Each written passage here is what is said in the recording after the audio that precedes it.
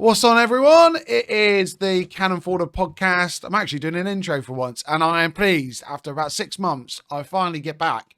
Graham, the king of tactical insights. Brooks, how are you, Graham? Are you right? I'm very good, mate. How are you? Yeah, You've got to be very good. You've good. got to be well the day after victory in a North London derby. Honestly, Nothing I was beats having winning a North London derby, does it? Yeah, amazing, honestly. If anyone hasn't seen the thumbnails, I don't know if you've been seeing them, Graham, a little bit of my work, making different art on the videos. But there's I've just basically made a whole thing with Ange on a barbecue. We've got Arteta barbecuing Pedro Porro after his, I don't know, what was that? Did he do the splits? Did he do the Yeah, he salsa? did, yeah. Or I don't know. From Trossard, you got yeah, just a couple of more Spurs players, just, underneath burgers next to some sausages, sizzling away. It's been, such a good game. It was like, in terms of that, I think for a neutral, it would have been a real interesting game, especially how it panned out in the first the first 30 minutes. It was not great for us in that 30 minutes, but it was lovely in terms of a general spectacle. It really was. Well, we might as well lean straight into it, actually, in that case. Yeah. How did you feel when the lineup came out? Because we had Martinelli missing from that lineup, maybe due to the minutes and stuff, maybe lacking a bit of pace up there. But how did you feel with the lineup and the attack itself? Well, I think the decision he had to make was he obviously had three wide players, and then he was going to pick two: Sterling, Trossard, and Martinelli. And I think you just nailed it there, Alex. I think Martinelli's had a lot of minutes recently. Trossard hasn't done a lot to actually justify selection. He hasn't been playing that well recently, but he went with Trossard on that left-hand side, and it paid dividends, didn't it? And he scored the winner in the end, so it paid off. The selection was justified. And Sterling got his chance on the right-hand side on the back of, I thought, signs in the Man United game. Not only just signs. It wasn't like he was took the game by the scruff of the neck and won us the game, but he did do a few good things in that game that he hasn't done in previous games. And he started his first game for a few months now on the right-hand side. But the big selection obviously was Trossard over Martinelli, and I think it was probably, this is what Arteta does tend to do. He tends to rotate Trossard and Martinelli. Martinelli's had a lot of minutes recently, so he went with Trossard. Yeah, I mean, like you say, it was the right call, wasn't it? At the end of the day, I mean, he's got a lot of minutes in his legs. I was looking at the fixture list, and it's a mad amount of fixtures we've got. I think really, if you're looking at Girona, if you get past Girona, and Spartak, maybe you can start resting some players. I think we've got a little rest before we play Leicester, maybe about 5 to 7 days, something like that. It might be 10 Yeah. days, actually. But I'll tell you what I thought, Alex. I honestly thought that this was a game for Martinelli. The reason why I say that is the way that Spurs play. For the simple reason that obviously Porro's the one who, more often than not, I know both their fullbacks go high and invert up high, but Porro is their main attacking outlet on that right-hand side. And I honestly thought with Martinelli's pace, we would possibly, if we could transition quickly or move the ball quicker than we have been doing, get Martinelli in some really good positions and use his pace in this game. Because Tottenham, with their defence, they've got obviously most of their back four out. I think they've got a new goalkeeper. Kinski's come in. I think only Porro of the back four is a regular starter, and he's somebody who tends to be more known for his attacking more than his defending. So I thought this could be an opportunity for Martinelli to use the burners, use his pace in behind. But obviously he went with Trossard for, I think, the fact that Martinelli has had a lot of football on his legs, as you said. yeah, I completely agree. It was one of those. We're not a great transitional team in terms of like just quickly getting ball front to back, back to front, and then breaking and make the right decisions. I always feel like that's something we really, really lack in our attack. And Martinelli is one of the few players we have with true pace. Seeing him out, I thought it could be like an even more stale game than we've seen recently. But in all honesty, I mean, I thought Trossard did really well. I mean, we'll talk about the goal in a bit, but what a well-taken goal that was. That was unbelievable.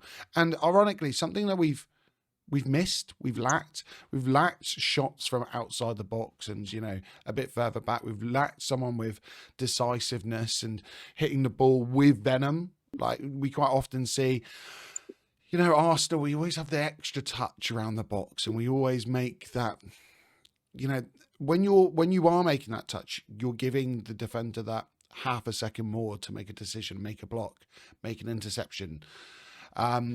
You give that goalkeeper a second to set his feet and then move. I think Ian Wright said it amazingly, and he always said that David Seaman would teach him, take the shot before the keeper thinks you're ready.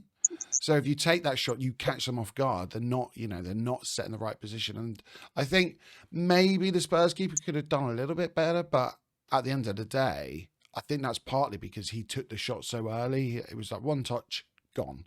It was a lovely strike. But let's go kind of through the first half then. So might as well start. Let's start with the worst possible thing that could have happened, Graham. It's like Groundhog Day. Arsenal get a deflected goal that goes in from Son.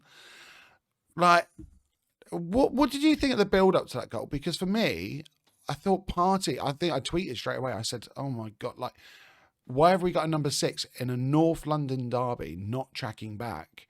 Miles Lewis-Skelly was kind of caught between two minds. Do I close down the attacker? Do I go out to the right and, well, Tottenham's right, sorry, out to his left and kind of defend the winger? And then Thomas Partey carried on strolling back before that corner. Did you see it just as like a Partey mistake? Or was it a mistake in the press? What kind of led to that error? I think the way we started the game, first of all, I will say this before we talk about that goal. I thought we started the game really well, that first 20, 25 minutes before they scored. I think the intensity of our press was absolutely exceptional. It's the best I've seen us press for a long time, Alex. We normally press in a 4-4-2. It was a 4-4-1-1 with Havertz sort of like pressing Dragerson. Sterling was in a narrow position between Gray and Spence. Timber was the one looking after Spence. Odegaard, Partey and Rice were really sitting on their midfielders. And the idea, I think, was to make sure that they couldn't play out. We keep them pinned in. They were having to play back to Kinski, who he's got a reputation for being good on his feet, with his feet, but he was being forced to kick long, or that we were forcing him to play it to the left-hand side, to the left back who's right-footed. Mm-hmm. And as a result of that, we were sort of like defending that right-hand side with Partey, Timber, Sterling, Odegaard and Havertz on that side, stopping them from getting out on that side. That press in that first 20 minutes was exceptional. I just think that we were just so good. They just couldn't get out of their half. I think we had something like 60 touches in the final third to their 4 before they scored. So Arteta afterwards said that basically this was a real test of attitude, and these players came through with flying colours, passed that test, because they'd come into this game on the back of a defeat to Newcastle in the semi-final at home, and then being dumped out the FA Cup on penalties by Man United. So it was a real test of attitude. And the way they started that game, they started it with real intensity and deserved the goal. We didn't test the keeper. We had that one excellent situation when I think Odegaard managed to sort of like get it over to Rice, who played in Trossard. And I think Gray came across and blocked it, or was it Dragerson, one of the two centre-backs. But that was a really good opening. But then, as you say, Tottenham, with us pressing high up the pitch, there is always the danger that the way Spurs play, because they do look to get forward. The one thing about Postecoglou is he's very true to his values, whatever you say about him. And basically, Partey was caught out of position, and they get that situation. They had 2 quick situations before the goal. We were caught out down the left-hand side where Spence puts in a really good cross with the outside of his right foot. And Gabriel defends it really well, gets it behind for the corner, stops Solanke scoring. And then from the first corner, I think it's Kulusevski has a great chance when the ball breaks and Raya makes a save. But then worse than I thought, that talking about Partey when they built the play, I thought the thing that really annoyed me about that goal was that Son has literally so much space on the edge of the box. There's not one player picking him up as it comes out. and then of course they get lucky with the deflection, and it beats Raya. So yeah, I think because we've been pressing with such intensity, forcing them back, we were caught out there, and it led to their goal. Yeah, I mean, I'm so glad. I obviously knew you're going to come onto the press. Like, if anyone doesn't know Graham that well, so Graham has messaged me a few times in the past. I can remember one past midnight, Graham, talking to me about the pressing that we should be doing, which I loved. It's like one Yeah. of my favourite things I've ever had to do with football. Just a text from you at like early hours of the morning about pressing. But like, I bore most people with my talk about the pressing. I think oh, I love it. It's a major part of football now, isn't it? Pressing, and you know the teams. And the thing is, this Arsenal team, in my opinion, is one of the best pressing teams in the world. I honestly believe that's one of the things that Arteta has done really well over the last year and a half. The way he's developed our pressing, and we press in different ways depending on the opposition, 4-4-2 or 4-4-1-1. The way we use Odegaard sometimes up high with Havertz, or Odegaard drops back. The way that the wingers then sort of like cut down the space. Even Havertz was working really hard last night to make sure the keeper could only kick it one way. Yeah. A lot of the work Havertz does goes under the radar. I will say that. And the pressing last night, I thought, was exceptional that first half hour, and we weren't rewarded, as Arteta said, and they got their goal. But they you know, there's nothing wrong with the way we play off the ball. It's just on the ball, Alex, at the moment where we're not quite as good, and that's we're not sort of moving the ball quick enough when we have it. You know, we're not sharp enough with our execution, and there's not enough movement sometimes, and we're too slow. We allow teams to get back in their shape, off the ball shape, and that's sometimes what we did to Spurs in this game as well, and that's why we're not quite creating the chances. Yeah, I mean, the rest defense has been a real big part of like Arteta, I would say over the last 12 months, especially. But and we haven't seen that intense pressing game, I would say, this season so far. And it was interesting to see them do it against Tottenham, because I thought with the amount of games that we currently have, the fact we've got so many injuries, for me, I wouldn't have thought we would have done that. I mean, the last time we played Tottenham, we sat quite deep, we soaked up the pressure, we played in a completely different manner. For us to come out that aggressively, Away from home. yeah, we were. To be fair, I think the big thing, obviously, we lost Odegaard for 12 games, and he's a massive part of that press. So, and now we've lost Saka actually, and Saka, everyone loves the things he does on the ball. I think what he does off the ball for Arsenal goes under the radar as well. He's incredibly good at pressing and ball recoveries and tackles. I look at his numbers after every game. Everyone raves about the goals and assists, rightly so, and his creativity.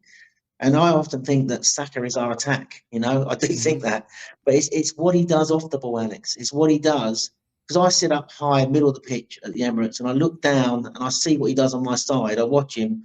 I've got that privilege of watching what he does, not only on the ball but off the ball. I can see it. You know, when you're up high, you can follow the players, and the work he does is phenomenal. I tell you, off the ball, you know, we haven't had Odegaard with his press early in the season, and now we've lost Saka. And the other thing is, we're talking about this game where we were struggling to create. You know, despite having all the ball, we've lost our right-sided triangle this year. That right-sided triangle. I know Timber's come in and done a reasonably good job, but the strength of the team last year was Benjamin White, Martin Odegaard, and Bukayo Saka on that side. That was the strength of the team.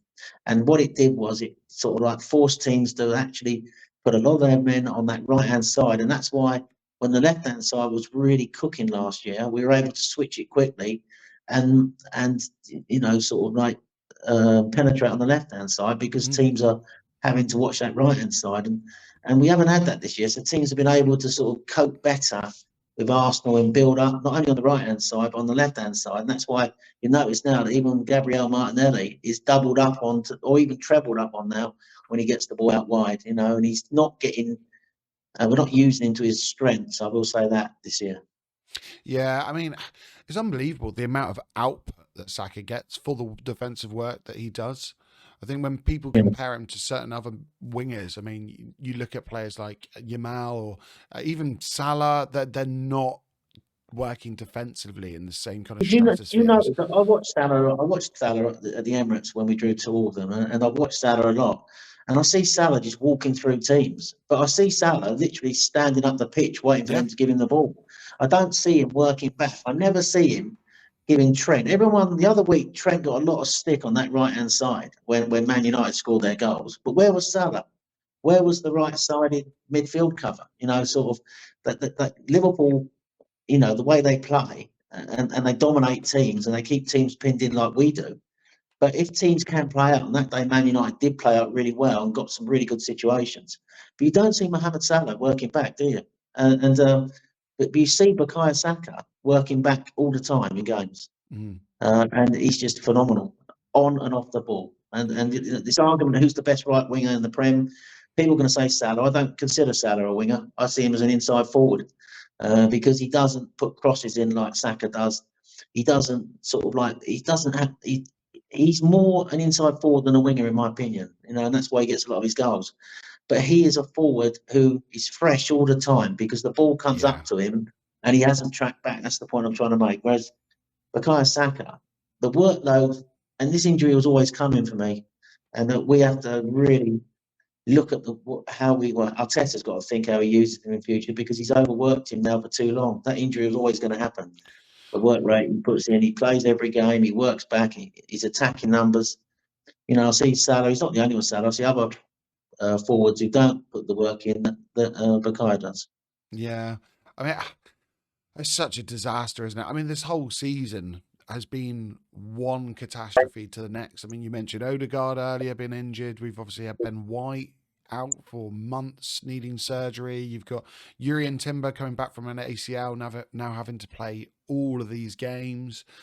It's really unfortunate. However, I mean, if you really look where we are, I mean, I'll bring it up now for everyone to see. So right now we are still unbeaten on our last 16 Premier League games against the Big Six. So while we're so doom and gloom in terms of playing in those big games, and I can remember it was only about 5 years ago, people wrote us off in every one of them. Maybe the North London derby, there was a flip of the coin kind of thing. Who's going to win? Usually the home team. Now, I think it's like about 1,300 days since Spurs have beaten us, something along those lines. I mean, do you know what? Mentioning about the amount. Listen, Alex, do you like your Spurs numbers? I'll give you a couple. I was going to say, let's go with the Spurs numbers.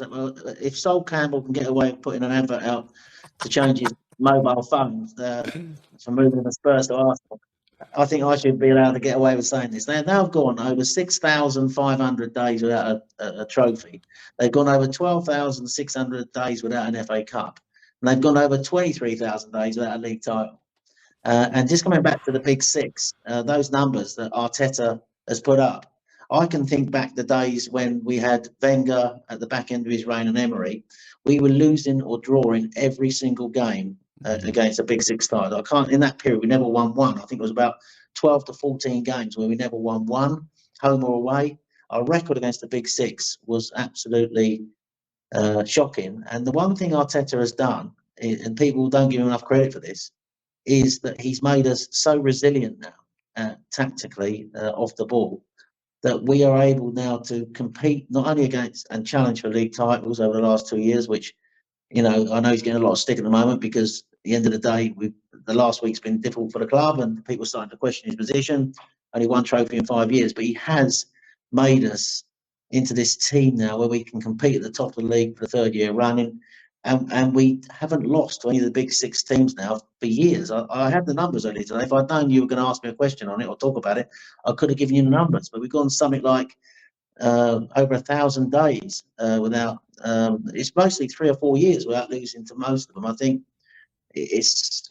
What did you say? 16 games overall? Did you say? Yeah, 16 games overall. 16 league games. So that's 2 to 3 years on average, isn't it? For home and away for those 5, 6 top sides. So yeah, he's made us so good now in these games. And just question: do you think Tottenham are a top 6 side though?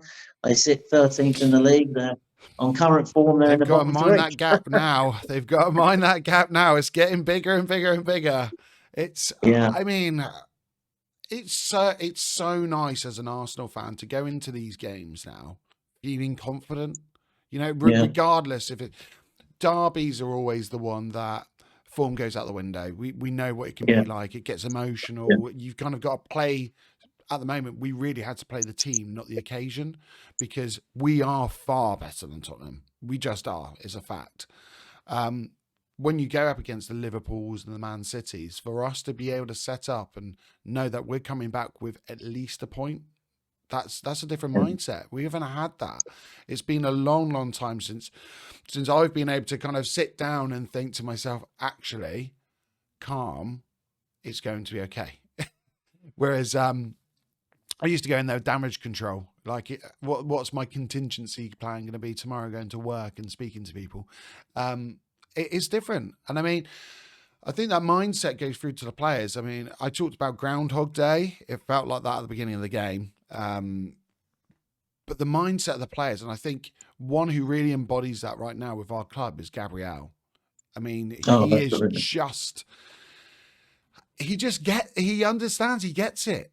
He seems to Yeah, be one of these players. You know, I felt that we mentioned about Wenger. There was a clear understanding with the old guard in terms of your Adams, your Bolds, your Keowns, your Dixons, all these guys.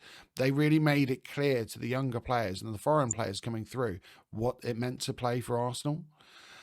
I think we lost that.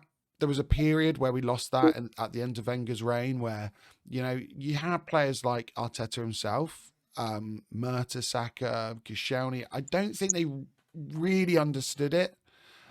We ended up with, you know, like I can remember Gallus coming in, not the type of character that you want in your dressing room, let alone captaining your club. And now it seems like it's come back through, whether it's with us doing team talks with our photographers, you know, who are from the area, whether it's from bringing in local people and doing work with local areas, whether it's through the Hale End, people like Saka and Wineri and Miles Lewis Skelly, who I really want to talk about tonight. I think these players understand now. You look at Gabriel, he understands what it means. You look at, I think yeah, Jurriën he does. Timber, he's someone who seems to, you know, he locked that way. It wasn't his best game. He completely locked down that flank. And his attitude coming out, he seems to understand. You got a player in David Raya who's played in London, albeit, you know, Brentford, but he's been in the local area. He seems to know what the meaning of the game is. And I think that's really important for the players. It's important for the fans as well to have that connection to the players.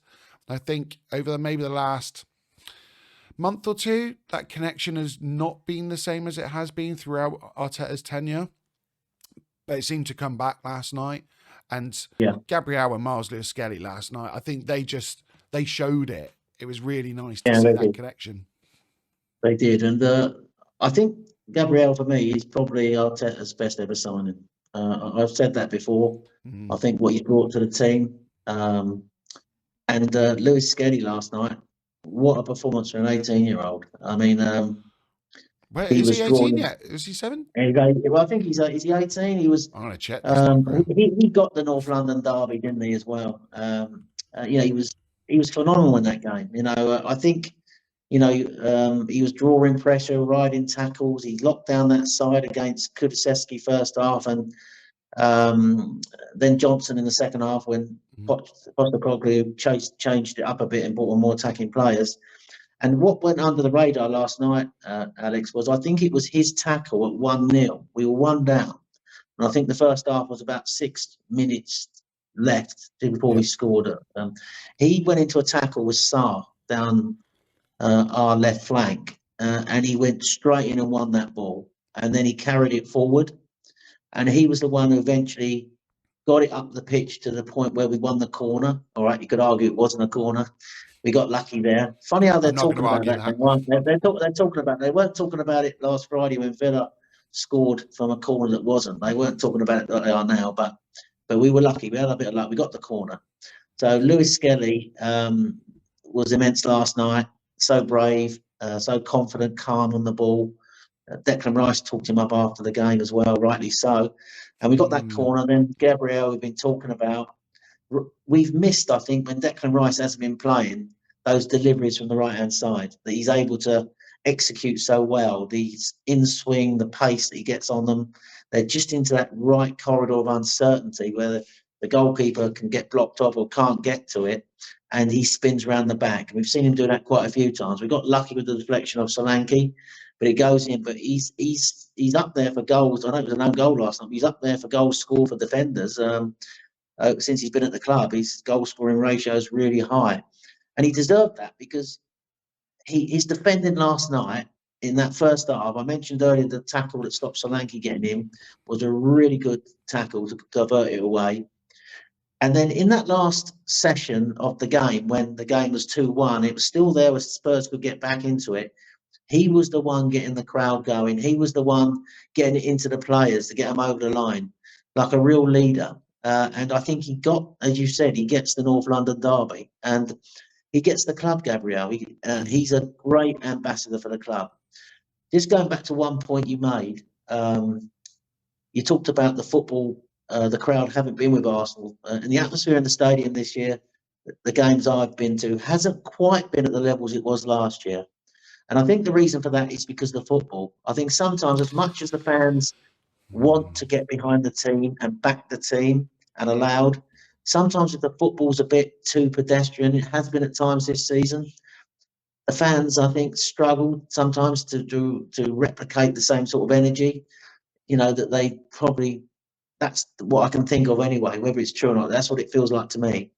But the fans were really on that last night, right from the start. You felt it in the stadium. They were really on it for the game. The atmosphere was absolutely electric, and Arsenal responded with that intensity on the pitch. And once we equalised, I always thought we would get a second goal, because Spurs do tend to sort of want to. I noticed this year with their holding midfielder, Basuma, who ends up getting caught, and we transition from a tackle from Partey, I think it is. And then Odegaard quickly sweeps it to Trossard. He gets his shot away slightly in the box, actually, but the keeper, I think it bobbled in front of him. It's a bit unluckily for him in a way. People were blaming him, saying he should have saved it. Maybe he should have done, but it did bobble in front of him. But Spurs do overcommit, and they they've got this double pivot. And I was looking at some screenshots on my phone when he lost that ball where Tottenham were in terms of where their team was on the pitch. They only had Dragerson and Gray left in their final third. Sarr's the other pivot. He pushed on. Spence, who was pushing on, expecting a pass down the left-hand side, was out of position. And Porro was further forward as well. So really, Basuma, once he turns inside and he gets caught, they are really in trouble, Spurs. And the good thing about Arsenal is that we punished them. And I think playing against a team like that, who basically want to throw players forward, that in a way suited us. So, and that's where we can be really effective if we win the ball back and we transition quickly. And Odegaard, who I thought was really good in this game, actually, I think the last two games he's been a lot better, and he was good last night. He recognised straight away Trossard's run and played the right pass. I think sometimes we've been guilty over the last few weeks of struggling to maintain the speed of the attacks and the energy with the ball movement, and we haven't been the right decision making. Even Martinelli, when he's been on that left-hand side, has made bad decisions, And so last night, in that moment, he made the right decision, Alex. And Trossard, on his weaker foot, I'd say that he was on his weaker foot, took it and finished it with aplomb. But your original point, I know I've danced off into about 10 different directions. Fine. As I tend to do, was around Gabriel and Lewis Skelly. You saw last night Lewis Skelly come of age. This guy, we've got a real play on our hands here. And I think there's an argument. You're going to ask me about an unpopular opinion in football. I've got a really good one for you lined up, actually. But what I will say is that a popular opinion in football at the moment is that I will take Lewis Skelly out of the team. I think he's doing everything his manager wants, and he deserves to stay in the team. And Calafiori, who we bought, and he's having his injury problems, but if he's fit, what's the manager going to do there at the moment? I think Lewis Skelly is almost like saying that spot's mine. And final point, Gabriel, my man of the match last night, and he was absolutely immense. And he embodies everything that Arteta wants in his leader. He's an unbelievable player. I've got a good question actually for you. How would you feel about the statement that Gabriel right now is the best two-way player in the league in terms of ability to defend a box and ability to attack a box. Because right now, I can't think of any other defender that brings as much threat as he does in an attacking way. I mean, you could look back at, attackers, I can't really think of many that defend their box from set pieces as well as Gabriel does. He's such a threat now that even I found it interesting that recently there were a few times where we've had Saliba and Gabriel kind of switching. So Saliba was the one attacking the ball, and it's come to Partey a few times. Unfortunately, he's missed from, like unbelievable. I don't know how he's missed some of his chances that he's had, Partey. But I think Gabriel, in terms of just pure, he's just a force of nature now. He feels like for defenders, for attackers, they must look at him in terms of, how do I deal with this? What do we do? Because you can't really block his running. You can't really, in terms of like physical, like jumping, you can't really jump much higher than him. You can't, there's not much you can do. I don't know how teams deal with him now. And I don't know how you feel about it. Is there anyone that it reminds you of? Maybe like a John Terry? He had quite a imposing like figure in terms of attacking the ball from a heading. Is there anyone like they remind you of? Is there anyone that you think actually they're up there with him? I've watched a lot of football in my time. I think there's two debates here, though. John Terry, for me, one of the best ever Premier League centre backs, probably if not the best Premier League centre back. Certainly one of the top 3 or 4. I think in terms of being a defender, I think Van Dijk and Saliba are probably better all-round defenders. But in terms of a presence in both boxes, I know Van Dijk can get a goal from a corner as well, and he attacks corners. I don't think there's anyone better in terms of he attacks the ball when it goes into our box. He's the one normally attacks the ball, and Saliba's the one who mops up more often than not. Saliba with that nice sort of Rolls Royce engine covering behind him. But it's a bit like when you watch Messi. Don't your listeners or your viewers who are watching this, don't think I'm comparing Gabriel to Messi. I'm not. I'm wondering where this is going now. What I'm saying is, with the Messi, when I watch Messi, defenders know what he's going to do. They can't stop it, right? And it's a bit like Gabriel from corners. That's the point I'm trying to make. That they probably know what he's going to do. He's just so difficult to stop. Some teams have tried pushing him over, and 2 people have tried blocking him off, and I've seen a couple of people pull him to the ground. Arsenal get a lot of corners now, so it's hard to keep doing that. And he's always going to find a way, I think. So even though you know what he's going to do, if the delivery from Rice is so good as it is, he's going to get round the back somehow, and he's going to cause problems. So he's a very difficult person to stop, and he's a menace in both boxes, and that's what football's all about. You have to be good in both boxes, and he's a player who epitomises that, isn't he? Oh, he really is. I think you said about him being the signing of Arteta's history in Arsenal. It's he's been a revelation. I remember when he first came, he showed some real good, when you watch a player and you go, he's got real raw talent. He wasn't very polished. He would make mistakes on the ball. He's aggressive by nature. He would kind of go straight into tackle and, miss out or bring a player down. He's really ironed that out of his game. Whereas I feel like Saliba came in and he had the time to grow. He came into a team where it was in a much better position. I'm trying to think now, who did Gabriel originally partner when he came in? Would it have been David Luiz, or would it have been?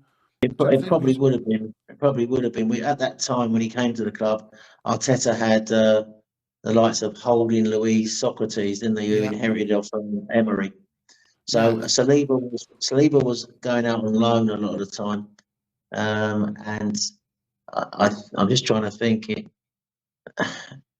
He came around 4 years ago, was it? I'm just trying to think, because obviously the Saliba partnership didn't come straight away, did it? Yeah, he had the partnership with Ben White, didn't he, originally? With Yeah, I think Gabriel. that's it. I think Ben White started off in the middle with him. That's you're 100% right now. I was just trying to recall because Ben White that season played at centre half, didn't he? Yeah, yeah, and I mean, we weren't the same team as we are now. We just weren't No, in it's a ability. it's a phenomenal partnership, isn't it? It's Oh, the it's for me, unbelievable. it's the best partnership in the league. And two great defenders and a really strong partnership. And Mm, you saw the difference when one of them's out. As good as the other one is, um, you know, it's not quite the same without them together. When they're together, it's just an unbelievable partnership, and it's one of the reasons why we're so solid at the back. And we're so good. Even Declan Rice said in his interview after the game last night, he was saying we just expect those boys to mop everything up. They're that good. So that tells you everything, doesn't it? I mean, I love watching Gabriel. I think he's I love his passion, and I love the way he engages with the fans. And it's funny to think. I can remember the start of last season when we turned up for the Nottingham Forest game on the first game of the season. He wasn't in the team, and Arteta flipped to a new system where he was playing three at the back with Partey on the right, and Partey was going into midfield. So and Gabriel had been left out, and there was talk that he possibly was leaving the club, and there was talk about him going to Saudi, wasn't there? There was mhm. that. It's hard to think that ever was going to happen. What he is. He's a proper Arsenal footballer for me. I love Yeah, everything about the guy. I couldn't see him leaving now. I just couldn't.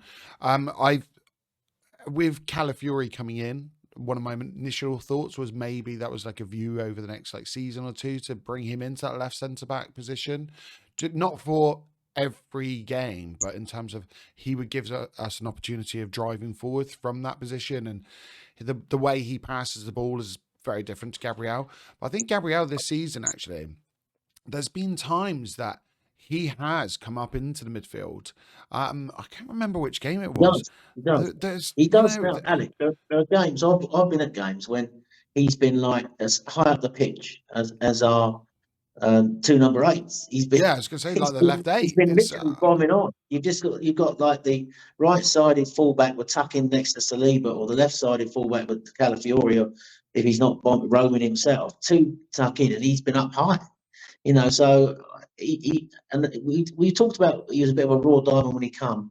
His passing, which wasn't as good when he first came, is now energized to the point that he's so comfortable on the ball, isn't he? He's so mm, confident on the ball. Saliba was always seen as the one, the great passer, the calm and composed in possession. But Gabriel's added another layer to his game. He's already the top game he has by being really good on the ball now, and he's comfortable pushing up. He's comfortable in all. Mikel likes a team, I think, that are comfortable in all phases of the pitch. The first phase, the second phase, and the third phase. And he has grown into that player now who's comfortable wherever he's on the pitch. I think, and if you're looking at in terms of just world football now, players who are a left-footed centre back, there are very few that are on that level because he really is just a rare commodity. It's hard as well to you can train players in lots and lots of ways. You can train them in systems, you can train them in terms of technical ability, passing, you train their fitness. Mentality is something that is almost impossible to train someone to do that. It's an innate thing to get that intrinsic value, and for making a tackle. He seems to really value that. He values winning. He values hard work. He doesn't ever shy away from a tackle, and I think that's something that we do miss in modern football. There's so much emphasis on the technical ability, and we both love that side and the tactical side of the game, but that's something that is really, really important. I think Arteta's definitely identified it in this team. He's definitely looked at when we're recruiting, he's looking at players who will go into the duels and win duels. Not just that though. It's not just physically winning the duels. It's that mental side of I will go in and I'll do that over and over again. And when the match gets hard or you're playing against those big teams, we mentioned like the big six teams, you need that side because we've seen it in the past. We've had some fantastic players, like technically unbelievable players, but sometimes when they're a bit more diminutive, or if they don't have that side to them where they want to go in and they'll if there's a 50-50 challenge and you come out that 1 or 2%, you won't win it, or you'll come out worse, and that's where you get injuries and things. That's something that's not in his game. I don't think on the market you can replace Gabriel now. I really don't. I don't think he's a player that's replaceable, which is unbelievable. It's a fantastic piece of business. I think, what was it, in the 20 millions we got him originally? Yeah, it's something like that, 20, 25, 30. There's a really good piece of business. Yeah, And I unbelievable. think the disappointing thing has been, I know you want to talk about where this season has gone. Mhm. I think for 2 windows, I think Edu and Arteta did really good business. The window that brought in Declan Rice was a really good signing on the top of Odegaard and Gabriel and the players they brought in that season. Tommy Asu, I know he's been a bit injury prone, but there was 2 pretty good windows there. Even Havertz, who's getting a lot of criticism at the moment, came last year and he had a very good second half of the season, whatever people think about him now.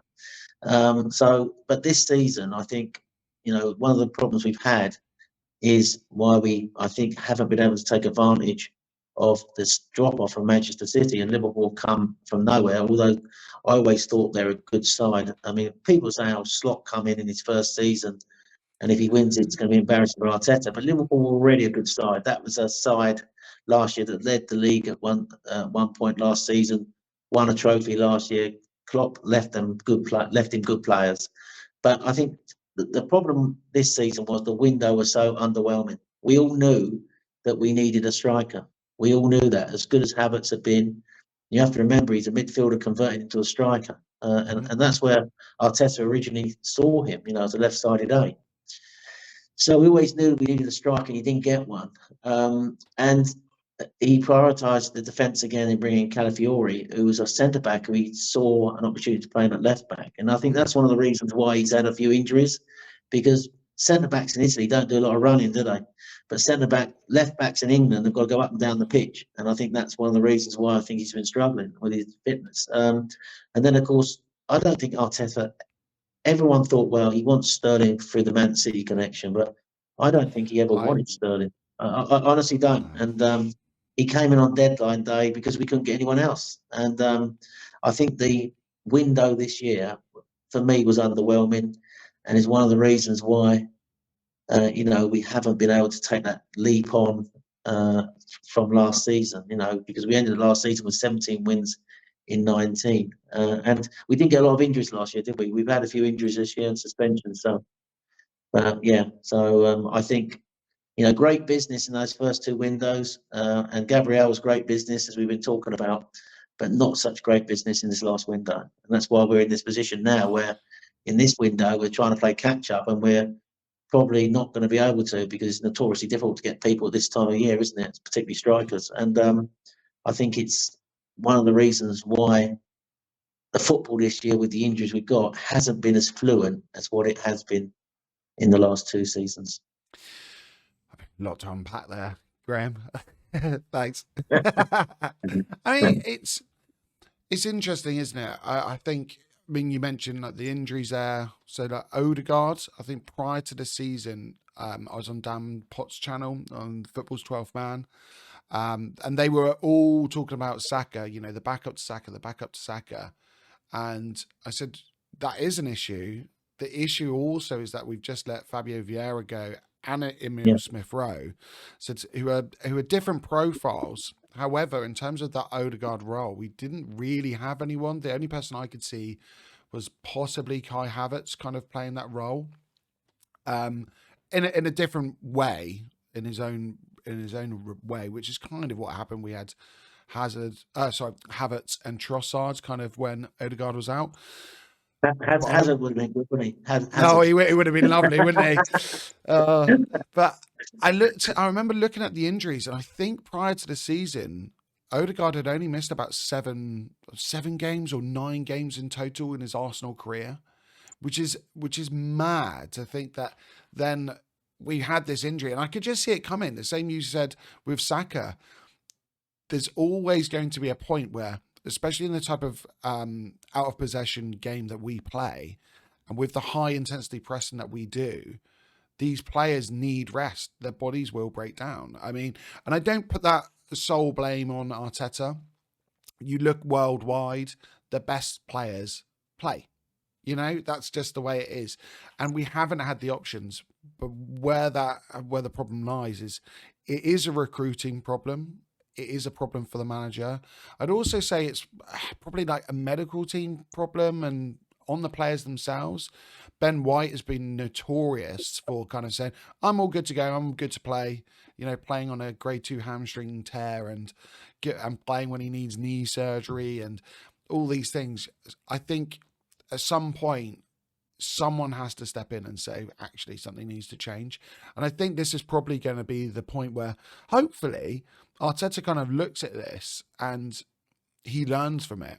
He's a very young manager, not just by age, in terms of his career. This is his first managerial tenure. It's unbelievable what he's had to do. So for him, I think he's probably looking at it and go, right, how can we address this? Like, how can we address it internally and make this better and, you know, not have these kind of injuries? How can we address this externally and get the right players in the right profiles? Because it's hard.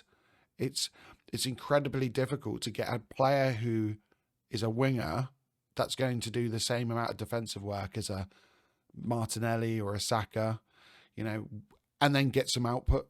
It's really hard to get another striker in that's able to, you know, we play over the press quite a lot now to Havertz. There's not many players that are able to do that and then join up with the link-up play and be kind of facilitative for the other players. It's a real interesting conundrum, and I think we look at it very, especially on YouTube, people look at it very surface level and go, you know, go get a Gyökeres. That will sort it as a striker. But can he press in that way? Can he do the link-up play? Is he able to hold up the ball? Is he able... You know, there's so many other questions, and don't get me wrong, I'm not saying I don't want a Gyökeres or an Osimhen or a Sesko who's been linked to, I think would be fabulous.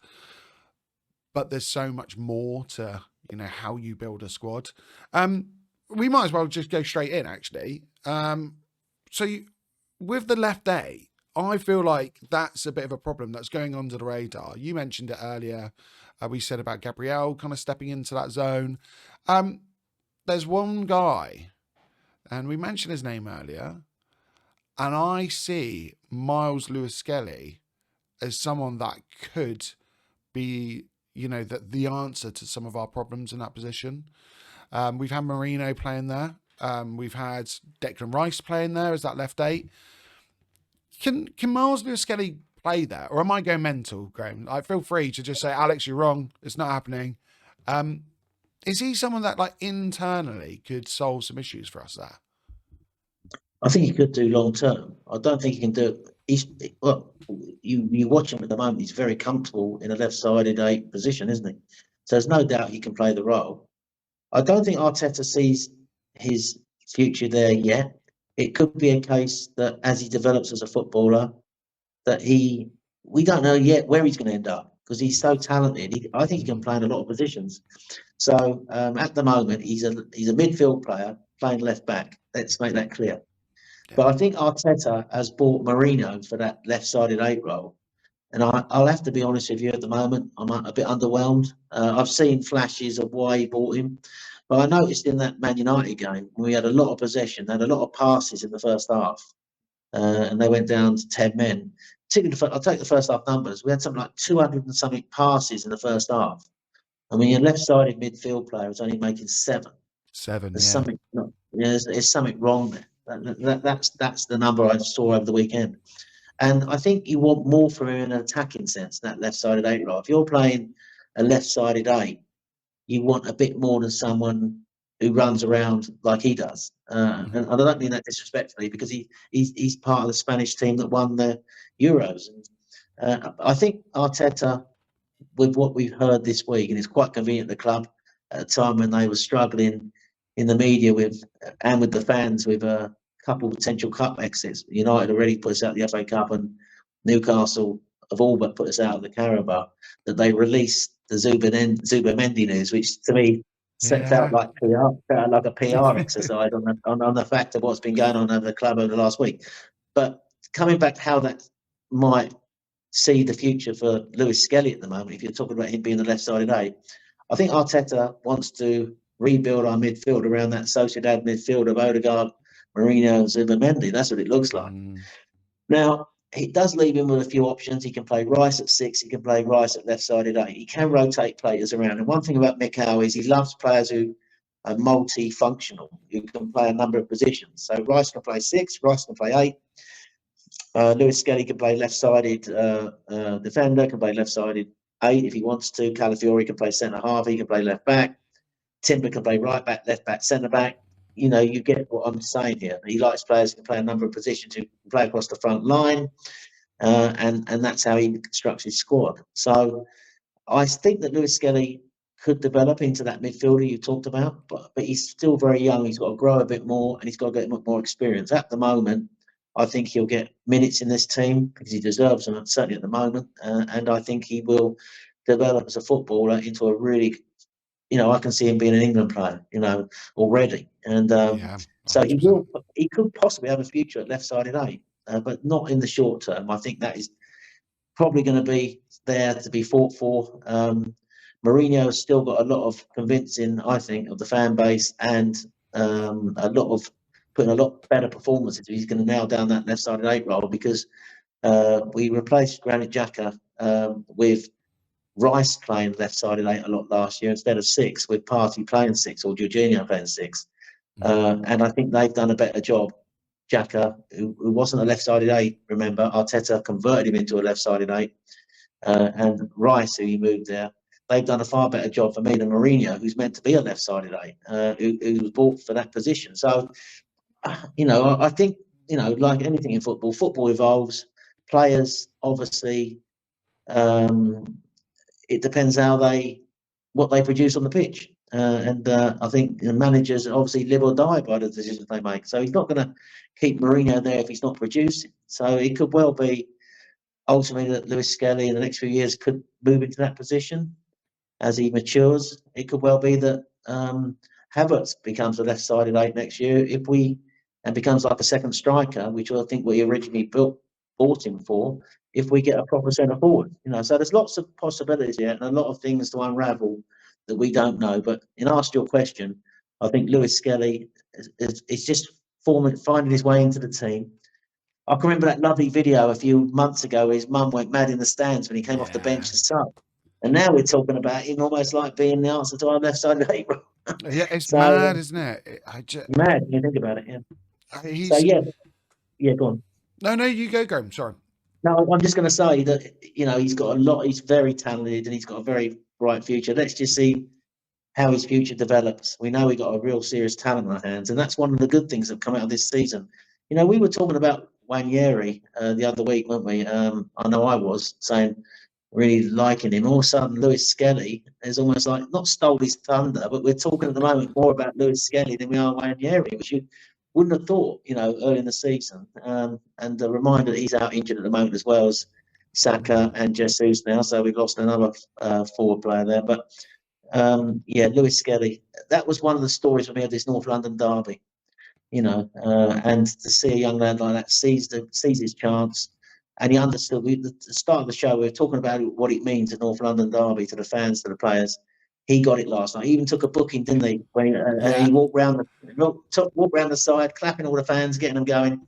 What a man! What a boy! What a boy! I just loved it. Just smiling, receiving a booking, smiling. He's got like a real edge to him. I mean, for someone so young. I mean, I did fact check you. He is 18. And I said that, didn't I? I said that tackle on Sarr was the moment that I can remember. When I went to the Arsenal Southampton game, I think it was, or it was a Leicester game, one of the two, where we were behind. Might have been the Leicester game. Wanyeri came on and lifted the whole crowd with an outrageous piece of skill where he just dropped a shoulder and jinked past 3 players and fired off a shot that it was went narrowly Leicester. wide. And Lewis Skelly last night with that tackle, we were 1 down in the game. The tackle on Sarr, and then he just went forward. He wasn't frightened. He just basically drove forward with real purpose, and then got us into that pitch where we won the corner, but wrongly won the corner, admittedly, a Trossard of Poirot. But it was his tackle on Sarr that summed him up. He wasn't frightened to go in and win that ball, and then he had the courage to drive forward into the space. And what a find. He's definitely far more mature. I mean, you have some players that come through, and youth is an amazing kind of confidence builder. Gives players the ability to just try things. Players that are older in their career know actually it's probably not a good idea to do this. But he's done it a few times. It was the Champions League recently, and he picked up the ball, went past 2 players, and straight through in his own box. And I thought, my gosh, there's not many people that do that. He's Declan Rice made a great comment last night. He said there's 18-year-olds not just playing for Arsenal. He said playing for Tottenham. He said they play with no fear now. And there's such confidence for players of that age. So that's a great point, isn't it? The way football's evolved, where players, if you're good enough, doesn't matter your age, you get in the side, and if you play with no fear, that's the next part of it. I mean, I was a cricketer when I was younger. And I thought a lot of the time, I had I was reasonably good at the game, but I was sometimes struggling with lack of confidence when I was in bad spells of form. I didn't have the confidence of these young footballers. If I knew I could play the strokes, but sometimes when I was not confident, I didn't have the courage to be what I could have been. I think I always look back on my cricket career, even though I played in the Kent League, I should have done a lot better. But these players at 18 are just so not only talented but courageous and just want to express themselves on the pitch, and it's great to see. Yeah, unbelievable. Wenger talked about technical empathy, and Mars Lewis Skelly has that in abundance. It's not just his passing ability, in terms of like the weight of pass, the choice of pass. A lot of the time, you can tell other players, and this is something you don't get from many young players. Other players in that team trust him, and when you've got a player like Gabriel, I mean, I think was it Gabriel that one of the players gave him hospital pass, where it was a real touch and go moment in the second half, and Mars Lewis Skelly receiving that ball. The reason he is given it under that pressure is because other players know how good he is, and I think that speaks volumes in itself. He's an unbelievable talent. Like physically, he's very built. He's able to hold players off. He's got this edge to him where he'll he doesn't back down. He's squared up to a couple of players now, senior players in different games, and he stood his ground to them. He's not gone over the top either and lost his temper, which is something that you do quite often see in the younger players. I can remember Wayne Rooney doing it all the time. That's something he had to kind of learn how to, keep his temperament. But I think Mars Lewis Skelly has been unbelievable. And that left back position right now, that's his to lose. I don't think Calafiori should be coming in. He's staked his claim in that position. And it kind of reminds me, when we've had players come through in the past and you play them out on the wing if they're an attacking player, and you let them play out on the wing so they're not in the spine of the team and they get a little bit more time on the ball and mistakes aren't so costly. And I think maybe that's what Arteta's doing with him. But for him to bring out performances like he is in a position that's not natural to him at the age he is, I mean, it's unbelievable. I think he's the second youngest player ever to play in the North London derby. And just unbelievable player. Let's kind of go into, we'll kind of round up and go into like the problems then, and your general thoughts for the first half of the season, Graham, because obviously we spoke during the internationals in the summer. The narrative was that we both felt that we would be challenged for the league, more or less with City. I mean, you mentioned it earlier. The season's not gone the way I think anyone thought. I think that's part of the problem why so many people have been, a bit disheartened by this season. It's never easy to see a club go out of two cups and go on a run where we're, not finishing our chances. I wonder how much these guys are eating because, can they finish their dinner at the moment? But they're just, I don't know. What are your thoughts? Like in general, what's been working for the team so far? Excuse my dog there. And what do we need to improve on? I think, first of all, let's just take it step by step. I think at the start of the season, we went into the season in a good place, but we had players coming back who've been in the Euros. So I don't think Declan Rice came back and had much of a pre-season and went into the season not really, I think. I wouldn't say he wasn't fit. I just think he was tired. And a lot of these players like Saka, Rice, they played a lot of football. And there's been a lot of football played because of what happened with that Qatar World Cup, which totally sort of like messed around with the football program in this country. So we had like a Premier League season finishing later that year, and then we had a Euros. I was talking to you I think it was like mid-June, wasn't it? I think And that so. didn't Yeah. end till July, I think. And that we were, they had no pre-season, so that didn't help. So, but for all that, I think what's derailed the season, I think, was after starting off with a good win over Wolves and a good win at Aston Villa, that decision in the Brighton game was the first sign of things that were going wrong with the Rice standing off, because we were comfortably in control of that game. I think we'd have won the game comfortably, Mm-hmm. and Rice gets that red card for that. And I know people can argue and say, well, the law is if you kick the ball away, you get a booking, but they they don't even book people for very rarely for that now, do they? So we lost him. Then we lost. And in that same game, Odegaard picked up an injury. It wasn't talked about much at the time, but he had a really bad tackle for one of the Brighton midfielders. I forget the guy's name. He should not have gone away on international duty after that game because he wasn't right. Obviously, he made the decision to go. I get that, but then he picks up an injury straight away and puts him out. Well, we didn't know how long it was going to be, but it ended up being 12 games. And then, of course, the next thing that goes wrong is Saliba gets sent off at Bournemouth. Again, it was one of those decisions where at the time you can argue whether it was right or whether it was wrong. But so we lost players to suspension. We lost our captain to injury. Arteta then had to find different solutions in the team. White by now had also gone out to injury. They decided with Timber playing on that side that they would give White some rest, and he was going to have an operation, wherever it was, so he was gone as well. So we had the injuries and the suspensions at the start, and slowly but surely that led to a drop in some of the performances, in the results. We weren't playing so well, and I don't think the team was at the levels that it was at the back end of last season for those factors alone. And I think it's been a struggle for all those reasons. And the moment we get Martin Odegaard back, then we lose Bukayo Saka. So I think, I think the reason why it hasn't been, the football hasn't been so great, why we've been struggling to score, create, is because we've lost our best creative players. And that has been having an impact on the pitch. I think the other thing is Arteta has tweaked around the role of Havertz. He had him, where you say, playing more on the right than the centre forward, even though he was down as a forward. And so when we were putting balls into the box, he wasn't there.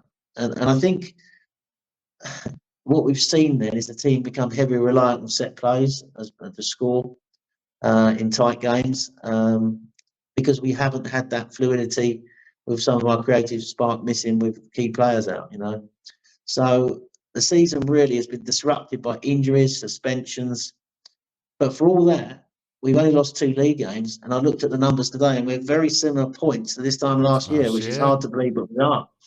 But are we capable at the moment of doing what we did at the back end of last season? That's my only real concern, because I can't see us going 17 to 19 games with only one defeat and winning virtually every game like we did last year. I just can't see it happening without Saka, and that's my opinion. And unless we go out and get somebody, a real top attacking talent who can play wide or a forward who can start scoring goals, because that is where the weakness is. We dominate territory, we dominate ball, we pin teams in, but we struggle to create, and that's what I've seen watching the team over the last few weeks.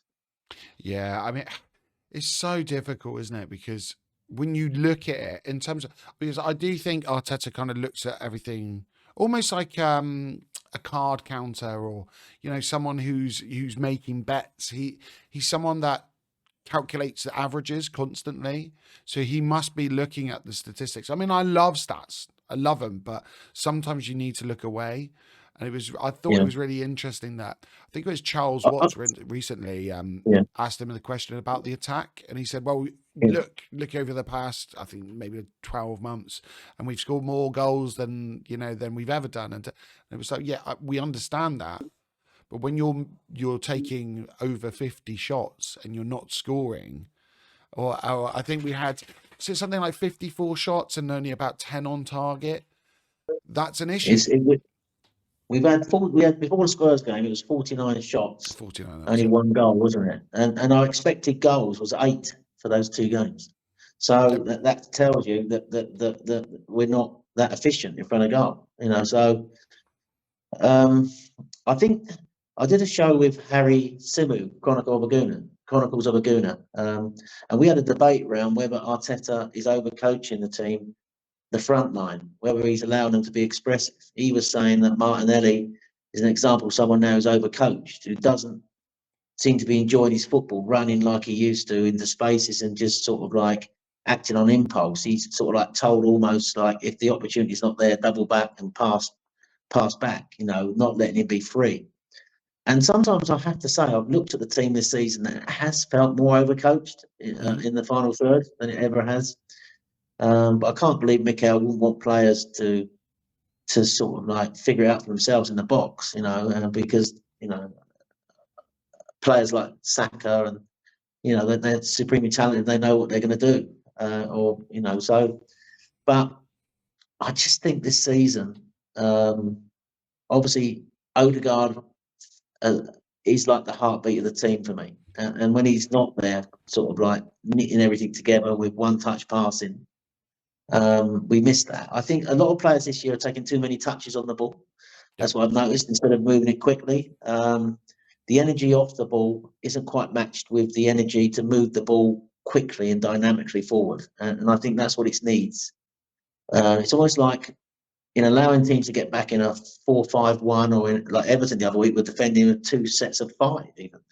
It's almost like we just don't want to lose the ball. So the trade-off of that is you're happy to let teams reset, and then you're looking for the perfect opening. Whereas I think most goals in football now come from turnovers, quick movement, quick passes through, and that's why Liverpool are scoring goals. Why Diaz and Salah Mhm. take advantage of teams when they're not set back in positions, and they've got a phenomenal front line, and that's why they're winning the league. But we could, without quite having what they've got, we still should be scoring a lot of goals. We have got good footballers up top. Trossard, is a Belgium international. Martinelli is in the Brazil side. And Havertz leads the line for Germany a lot of the time. So it's not as if we haven't got players who know where the net is. So it's just, I think you could argue we've sacrificed security for we sacrificed a risk and reward for more security this year, and that's one Mhm. of the reasons why I think we haven't been as dynamic and opening teams up. Yeah, it's just so difficult, isn't it? And I hate coming back to the transfers, but I think the only the only ways that we can kind of really get close to getting past Liverpool is by making a move in that transfer window. I don't think we can go on a run like we did last year without going into the market. Having said that, I don't think Liverpool are going to go on a massive run. They've got quite a few teams that they've got to play with, quite good transition teams. And I think if you can catch Liverpool in transition, they're there to be had. We've seen it recently. I think they lost, 2 games in December, 2 games this month. So that there are, they are showing some cracks. The difference is, I think they've got moments players, which is something that we just don't have. You look at a Trent whose ability on a dead ball from a direct free kick is unbelievable. His ability to pull out a pinpoint pass over the top, which is something that we never do. You got Salah, who seems to just be there all the time. They've got these moments within them that I sometimes just feel like that's the one thing we're missing, especially without Saka. We really lack that one player who will kind of pick up the ball and make the decision and make that moment happen. You talked about being overcoached, and I just think even though Saka is like he's so malleable as a player, he must be amazing to coach. He's so coachable, but he still has that football intelligence to know, actually, now's the time to cut inside and shoot. Now's the time to make the half space cross. He's such an intelligent footballer, and we desperately need him back. Yeah. I think that one thing I've noticed this year with Saka out the team is that obviously I talked about that right hand side, but one thing we got, you have the overlapping fullback, which if Partey plays at right back, he doesn't offer that. But what we've gone from this year without Saka is like what Saka does really well is he can go both ways. He can have a cutback, or he can have a run on the outside and get a cross back from an angle out wide. Whereas at the moment we're relying on Odegaard drifting into that half space and then trying to pick someone out of the back post with a cross from the half space. Whereas normally we haven't got that cutback, the combination and the cutback, the variation from the cutback cross, which Saka can offer because he's out wide. He isn't drifting inside to cross. He's out wide, either combining with the fullback or with Odegaard to actually run in behind and then get the cross in from an angle, or cutting it back, or occasionally coming inside and giving that ball that Odegaard's playing. At the moment, it's very predictable. It's always Odegaard not really having a relationship with the right-sided player, coming inside and then just drifting across over to the back stick, and teams know what's coming. Whereas when Saka's there's that element not only of his quality, but of his unpredictability and his ability to go both ways, better combination play.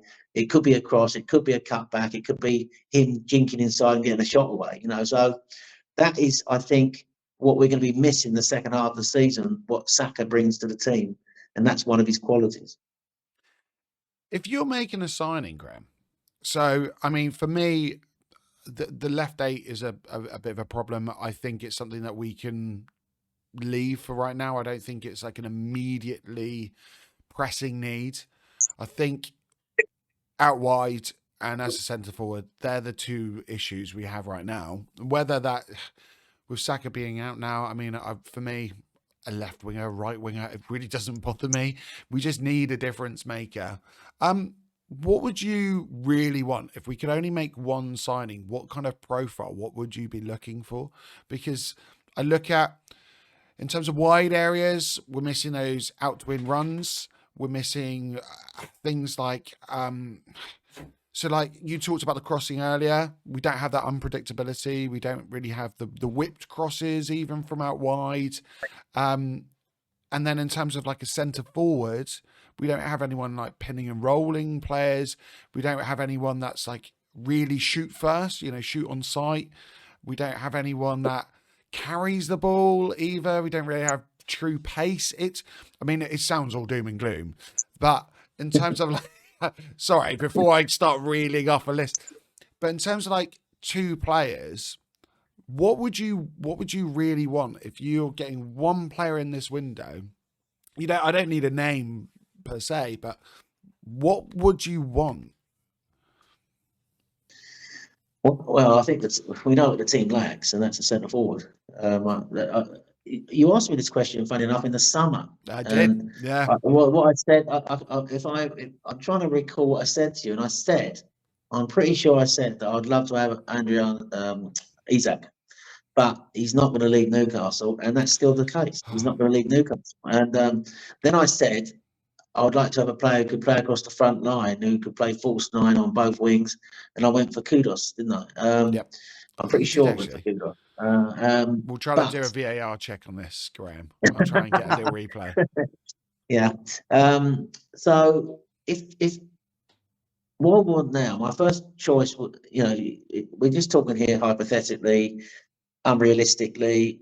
My first choice would be Alexander Isak because he's Premiership proven, and you've seen his quality already. But we're not going to get him. He's going to stay at Newcastle. I think Newcastle are definitely going to make Champions League next year, and they even talked about as an outside bet for the Premiership on Match of the Day last night, which was interesting.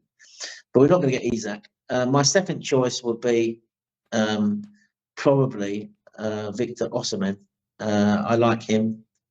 I just like his physicality, and he's a powerful player, a goal scorer. But obviously, he's on loan in Turkey, and he's still at Napoli, so that's not going to happen. And then my third choice would be Gyökeres, who I like him as well. He's quick, he's pacey. He would probably be more suited to Arsenal, the style Arteta wants to play. If we can't get Isak more than Osimhen, I think. But it looks like Arsenal would like to possibly get Sesko. I don't think it's going to be a transfer that's going to happen in this window. David Ornstein, who's always the prophet of doom, come out and confirm that this afternoon. But Sesko is someone who possibly somebody who could work at centre forward. Yep. I wasn't overly impressed in the Euros, I have to say. I did see him playing. I went out to Munich last February with my family, and we did go to a Bayern Munich game. And he played for Leipzig, and he scored. I don't even remember him scoring. That was the thing.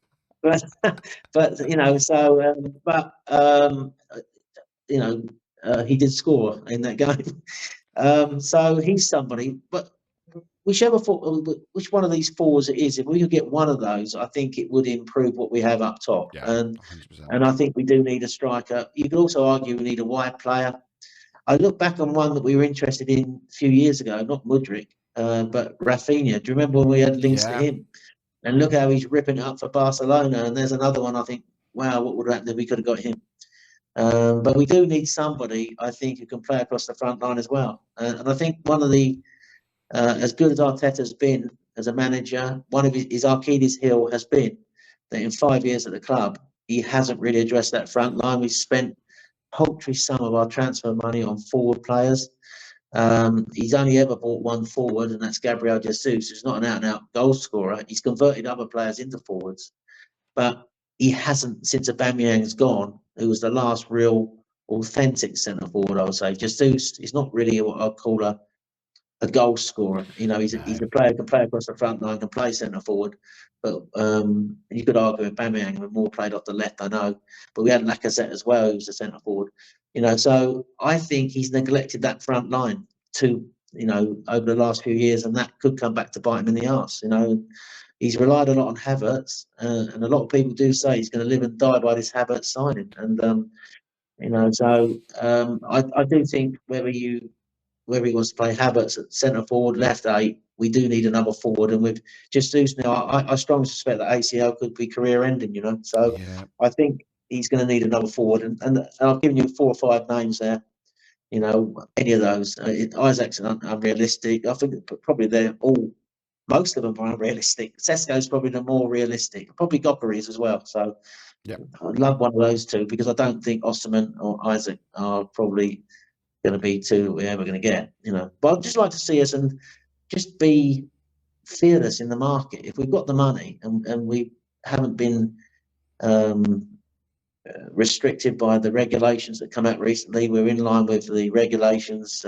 What's that? I forget what they called it now, but the PSR, whatever it is. So we've got the money. If we could just go out and trick one of those, just test them. Go put down 150 million for it. If you want Osimhen or you want Gyökeres, just go down and slap the money down and see how they react. Just go for it. If you're really think that you need that to get the title, But I suspect that Arsenal won't do that in this window. I think they are looking to try and do something, but I don't think it's going to be what we really need. I know it's so hard. It's so difficult as an Arsenal fan because we go through these cycles, and we have seasons where the club have invested. We can't say they haven't. We've gone out and paid over 100 million for a defensive midfielder. Yeah, Well, you could say he's an 8 now. We've converted him, so maybe we spent 100 million on a box-to-box midfielder, maybe. But when clubs have got over the line, I've always known them to take that extra step. So you look at Liverpool, and part of the reason they're in this position right now is because they went that extra mile. They went and got Van Dijk. They went and got Alisson. They spent the big money because they well, had highlighted those areas and said yeah, they're the key positions. We need to do this. yeah. But I That do was the worry. that was the that was that was the Coutinho money, wasn't it? To be fair. Yes, it was. Yeah, They took yeah, but yeah, you are right. That was the part of the team that Klopp identified that was the weak side of the team. You already had like Sadio Mane and Salah and Bobby Firmino, but their defence was the weak side, and he went out and addressed it, and the money went on those two players. So yeah, but I do think that it could define Mikel Arteta if he doesn't go out and get that yeah. forward we need. And I think he's under enormous pressure now to find that player, if not in this window, certainly by the summer.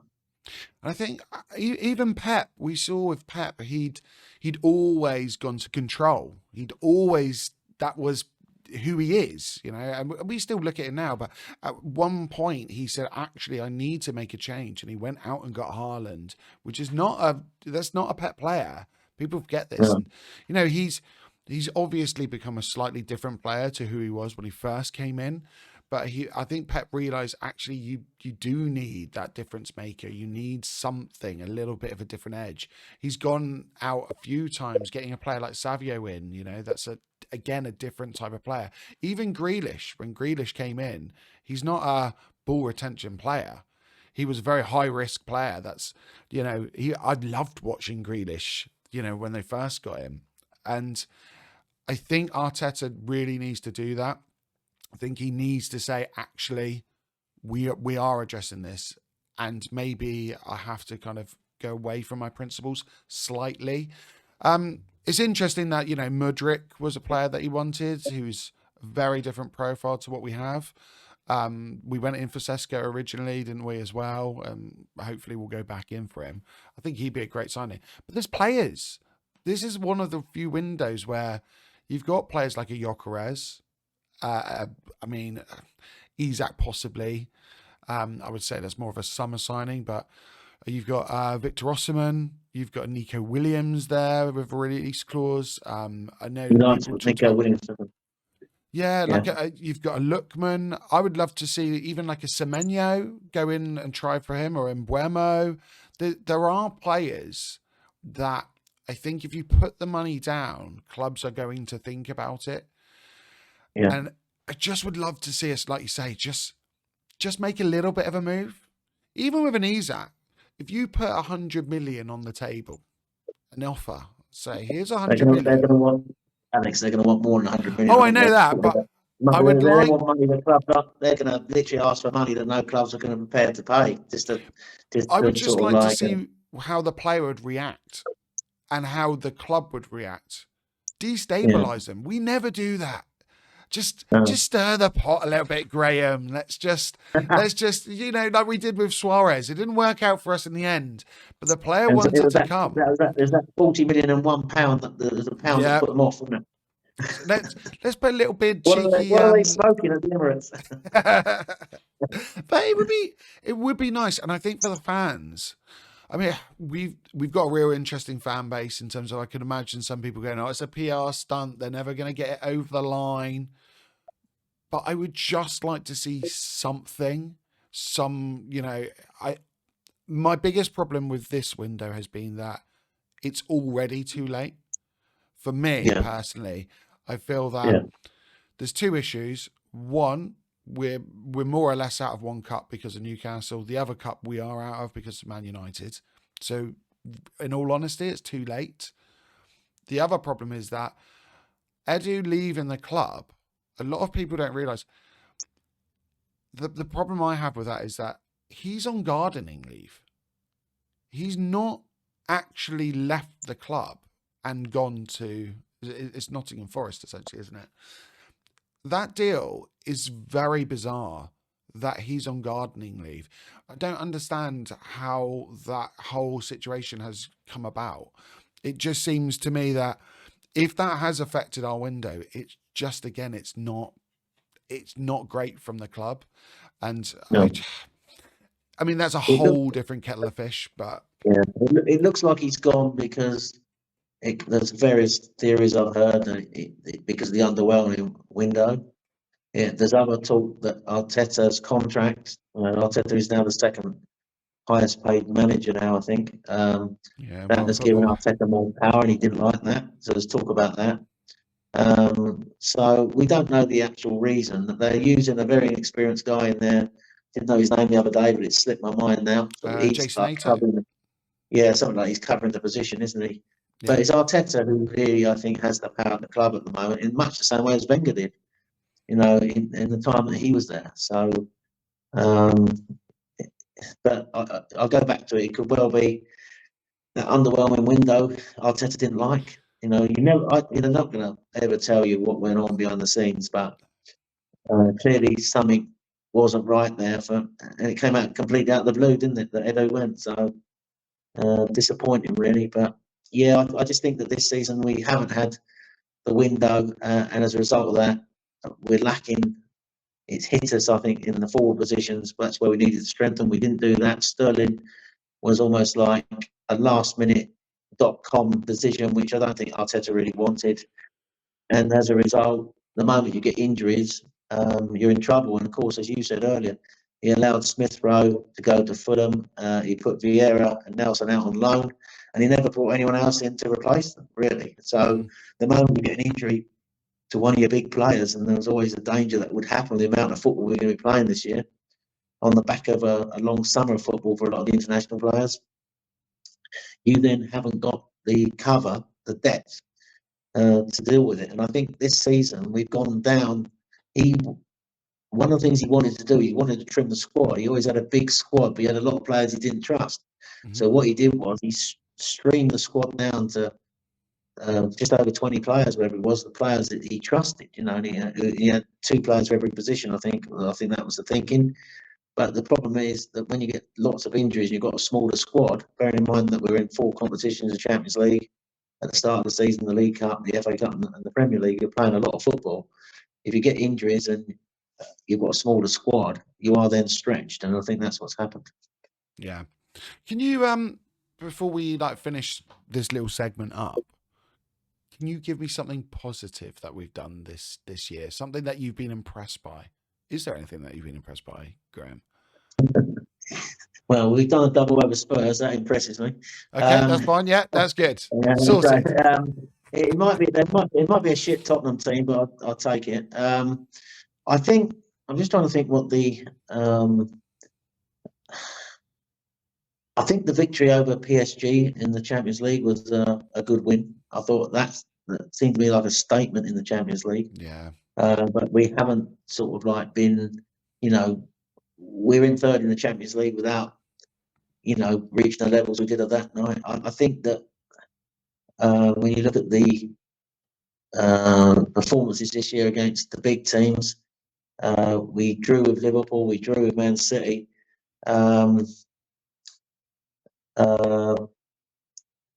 Chelsea was also a draw, wasn't it? So it's hard to really say that we've been really as good this year as we were last year. Even I just don't. When you look at it, you're asking me to pick out things. I think you're more going to be picking out some individual players. Some of the best things have been the fact, like Lewis Skelly has come in and taken his chance, like Wanyeri's come in and looked not a fish out of water when he's come in. Some of the younger players taking the opportunities.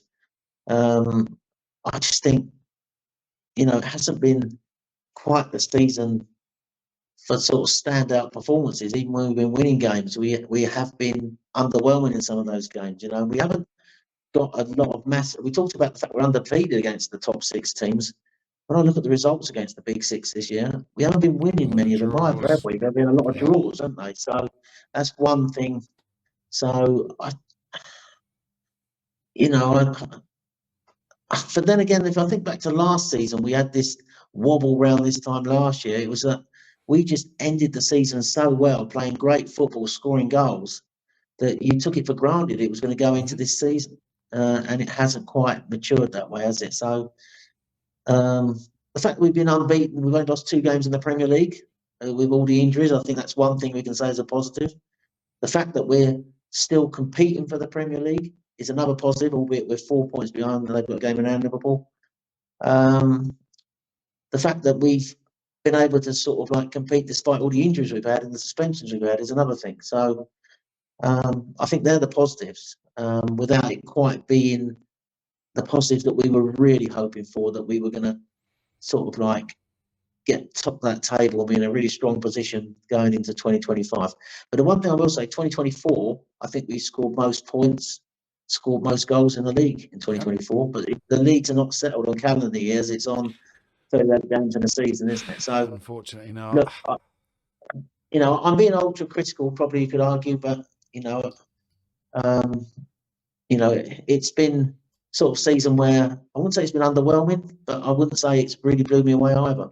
Yeah. I've been to most of the home games. I'm just trying to think of the best games I've been to at the Emirates this year.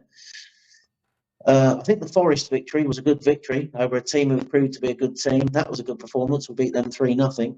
That's probably the highlight for me of the season in terms of a team performance. Saka's individual goal against Anfield had me.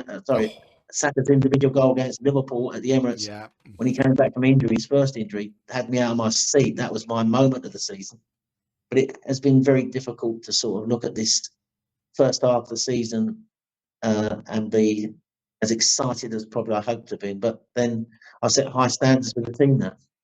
And that's the thing, isn't it? I think sometimes, it's without kind of exploding, it's still having those high expectations. I think it's, expectations have to be realistic as well. I don't think it's unrealistic to say that this team are capable of winning the league. They're capable of winning the domestic trophies. They're capable of going far in the European Champions League.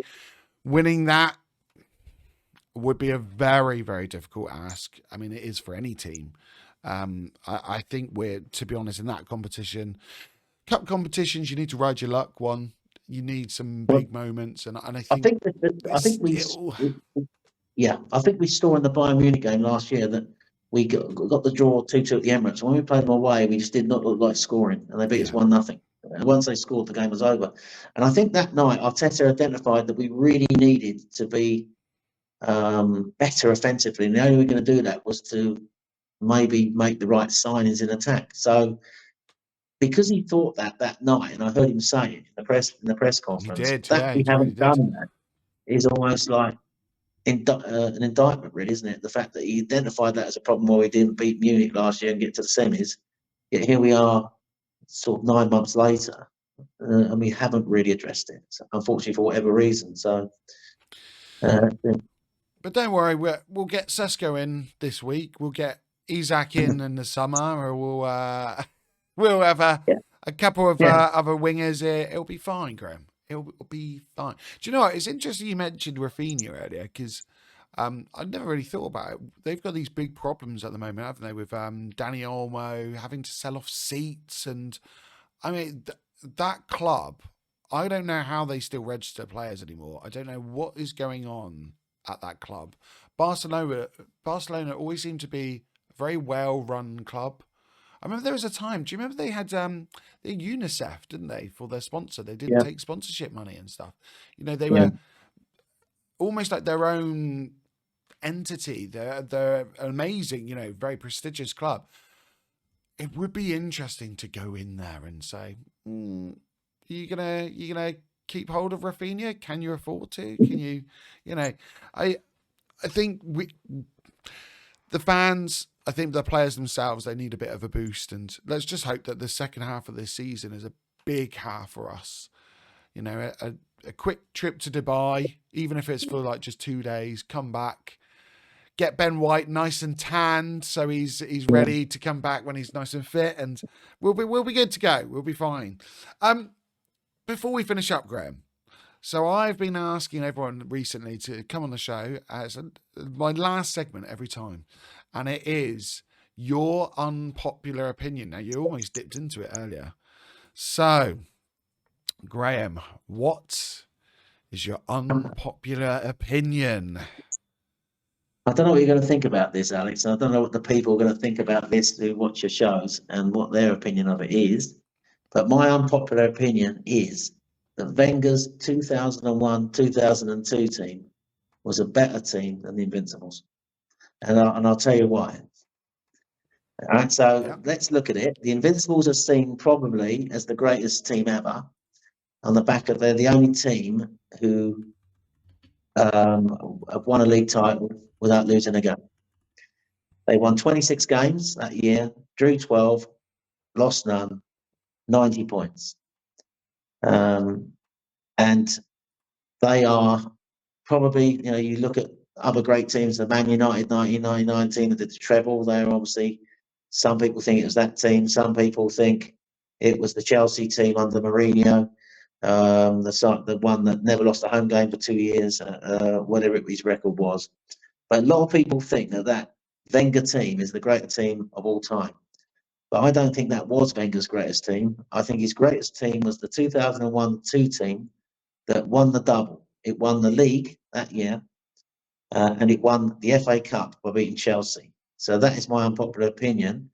Now, when I look at the two teams, a lot of the teams have a lot of the same players in it. And so I'll just tell you some of the players where there was a difference. I've just The brought up the 2000, picture.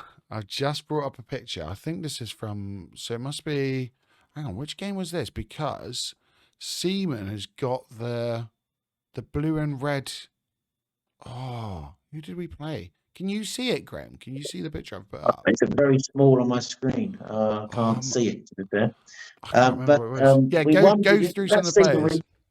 It was what I loved about that season also is we won the league at Old Trafford, which is almost like, you know, sort of like not the Holy Grail, but it's sort of like to win it on Ferguson's patch, just to rub it in his face. You know, when I think it was Wiltord swept in the goal. But that team that year was Seaman, Lauren, Adams, Campbell, Cole.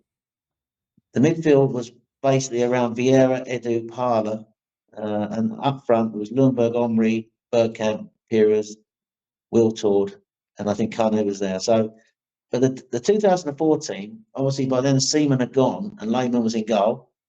Colo Torre replaced Adams in defence, and Gilberto came in that summer after the team won in 2002. So him and Vieira, a really great midfield pivot, two great midfielders. But the front four was still the same. So you could argue that basically it was the same players. But the Invincible team is the team that gets all the credit. But they didn't. They went out the FA Cup in the semi-final to Man United in a week. They also went out the Champions League to Chelsea when they lost at home when Wayne Breach scored the winner. So, but the argument against that team being such a great team was they drew a lot of games. Yeah. But for all that to go a season unbeaten is unprecedented. But I would say, having watched a lot of Arsenal football and been a season ticket holder at the time at Highbury for those seasons, that I think the team played better football the season 2001-2. The team that I'll just give you some stats here. It didn't lose away from home all season. It scored in every game that season.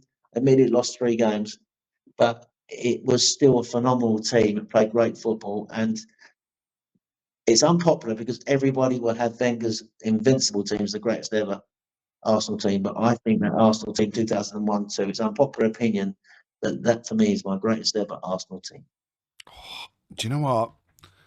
I'm actually a little bit with you here, Graham. I think it's really hard because I think the Invincibles was one of the greatest achievements, but not necessarily one of the greatest, squads or teams.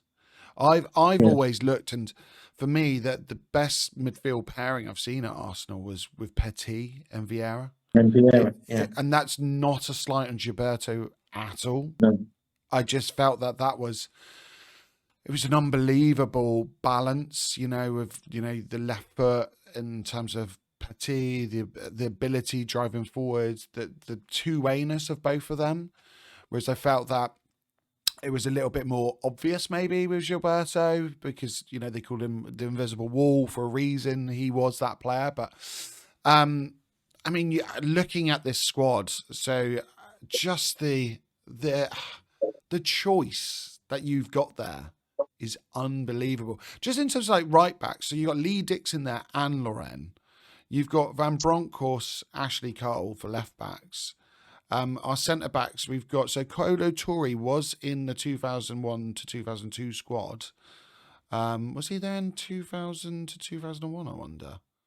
I'm not sure if he was. Can you see him there? I think the 2001-2002 team was the last season for a lot of that great defence he inherited off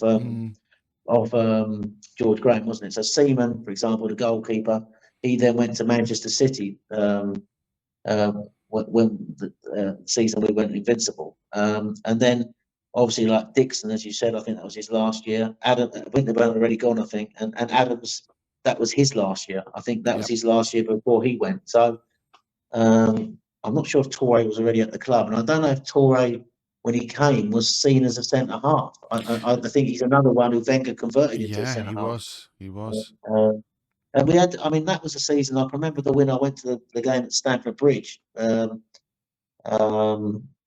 we, and I was also at the final when we won in Cardiff when Parler scored and Lundberg scored the goals and we beat Chelsea 2-0. So it was just, I just remember that football they played that season. And that was almost like the beginning of the team that become the Invincibles, almost, you know. So, but it's unpopular opinion because obviously the Invincibles never lost a game, and this team lost 3. But the argument against it is they won the double that year. They won the FA Cup as well as the league, and I think it had Adams and Seaman in it, who to me are in my top 10 favourite ever Arsenal players. You know, so it meant a lot to me, and we saw. The front players were still roughly the same, wasn't it? We still had Lundberg and Pires on the wings. You still had Omri and Bergkamp, probably the best partnership up front of any Premier League team, in my opinion. Omri is still the greatest ever player. So those people still putting Salah there need to sort of like goodness, need to do one in my eyes. There's an argument. It's I've never heard anyone say that the 2001-2 team was better than the Invincibles. But I've always thought that, so that's what makes it unpopular. I love it. It's a really good one. It's hard to argue. It really is. Just going through that team, unbelievable players, the depth in there, the different ways of playing. You know, we didn't even mention players like Edu, Ray Parler in there. You've got who else have we got here? So Sol Campbell's there. Even like, the young players, like you forget, so we had a 23-year-old Matthew Upson who went to have a good career. Richard Wright. Do you remember Richard Wright? My God. Goalkeeper. Yeah. And we had the Fox in the Box, Francis Jeffers. The signing that never really took off, but it's Canu there, just Wiltor, unbelievable depth. A 19-year-old Jermaine Pennant. He had the world at his feet at the time. It is a real interesting take. I like that, Graham. I like that. That's one of the best ones we've had. I thought it'd be a good one to end with, to be honest. That's good. What I would love to do with you at some point is, because you mentioned, 2 of your favourite players, it would be great to like do a just not the best team that we've seen, but your favourite players. I'd love to have that discussion with you. That'd be great. If we could, do that at some point. Maybe that's the next show for us, isn't it? Yeah, we'll get on that. Graham, thank you so much for giving me up, your time. Like it's been too long. It's been too long since we've chatted. Honestly, Yeah. it's you're the godfather of tactical nous in terms of Arsenal. You honestly, I've What you're learned really so much saying, from you. I'm an old geezer, aren't you?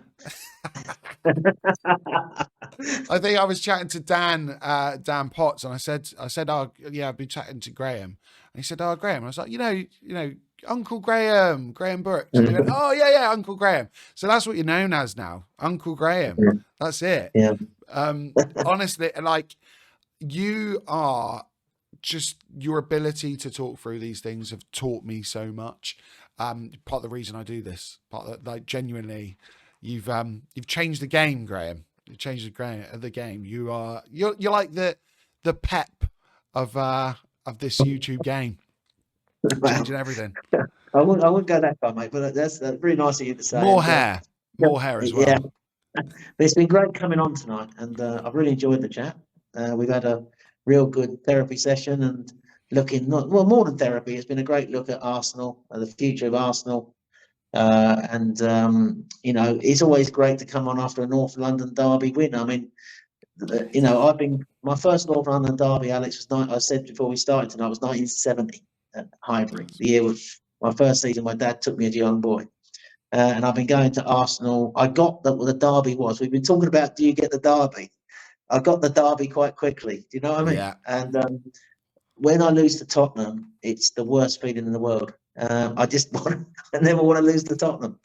And when you beat them, it's like an orgasm for me, for one of the better words. But it's just waking up the day after North London derby, and I think I said this to you on the show I did with you in the summer. I was born in '61, just after they won the league, so they never won the league in my lifetime. And I've seen Arsenal win. I've seen Arsenal win six championships. The age I am, I might never see him win a league in my lifetime, which would be Here's hoping. which would be a nice way to go, wouldn't it? If I'm on my deathbed and they're on my deathbed and they're playing for the title, that might force me to leave a bit earlier. We'll put that in your tombstone. Never saw Tottenham win. It'll be fine. No, I think I've got my tombstone worked out. Please, if someone stands on it, would you mind moving your stand on your balls? Which is There we go. that's a Spike Milligan one. I nicked it. Oh, thank you so much. If you haven't, please go follow Graham. His X. I've got to get used to this. It's not Twitter anymore, is it? Graham.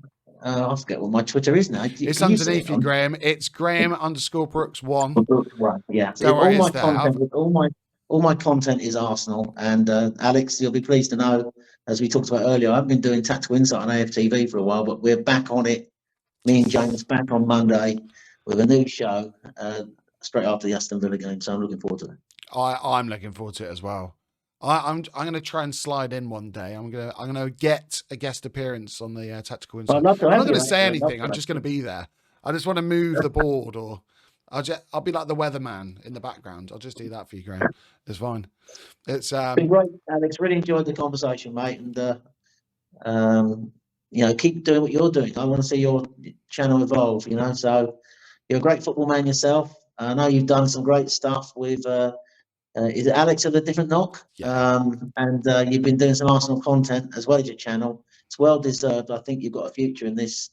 I know you're a teacher by trade, but I think that your football knowledge is outstanding, and I think you've got a part to play in the Arsenal space, mate. I really do. Thanks very much, Graham. That's genuinely too kind. Genuinely, I really do appreciate it.